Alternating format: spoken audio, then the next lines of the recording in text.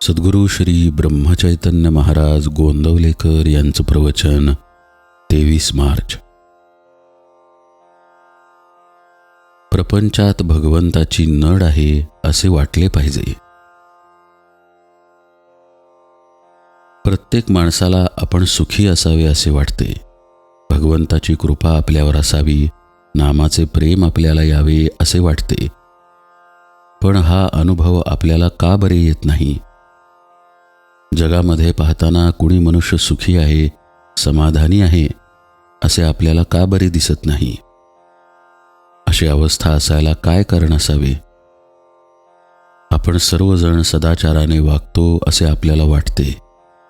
भगवंताचे भजन पूजन आपण सर्वजण करतो, पण तरी ते समाधान आपल्याला का बरे मिळत नाही? ते समाधान न मिळायला खरे कारण कोणते असेल तर आम्हाला अजून भगवंताची नड आहे असे वाटत नाही. भगवंत नसेल तर माझे चालणार नाही, माझ्या समाधानाला त्याची अत्यंत गरज आहे असे आपल्याला मनापासून वाटत नाही.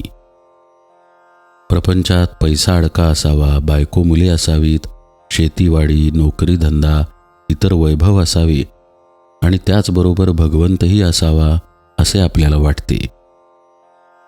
प्रपंचाची स्थिती कशीही असो, मला भगवंत हवाच असे आम्हाला तळमळीने मनापासून वाटत नाही. आज प्रपंचात आम्हाला समाधान मिळेल या आशेने आम्ही प्रपंच करतो, पण इतका प्रपंच करूनही आम्हाला समाधान किती मिळाले याचा तुम्ही विचार करा. अगदी दूर एका डोंगरावर जाऊन बसा आणि लहानपणापासून आत्तापर्यंत केलेल्या खटाटोपात समाधान किती मिळाले याचा आढावा घ्या आणि निश्चयाने ठरवा की प्रपंचात मला किती सुख मिळाले. आज इतकी वर्षे प्रपंच करूनही तो आम्हाला सुख देत नाही हे अनुभवाला येऊन सुद्धा तो टाकावा असे आम्हाला वाटत नाही. प्रपंचात आम्हाला सुख मिळेल ही आमची कल्पनाच नाहीशी व्हायला पाहिजे. प्रपंच आम्हाला शाश्वत समाधान देऊ शकत नाही हे एकदा निश्चयाने ठरले आणि हा निश्चय एकदा दृढ झाला म्हणजे मग भगवंताची गरज आम्हाला भासू लागेल आणि मग त्याच्या प्राप्तीसाठी आम्ही केलेल्या प्रयत्नाच्या आड जग, परिस्थिती वगैरे काहीही येऊ शकणार नाही.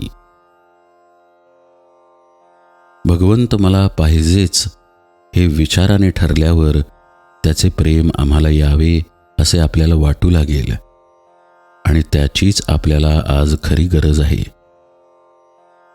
हे भगवंताचे प्रेम कशाने बरे निर्माण करता येईल? भगवंताचे प्रेम यायला एकंदर 3 मार्ग आहेत.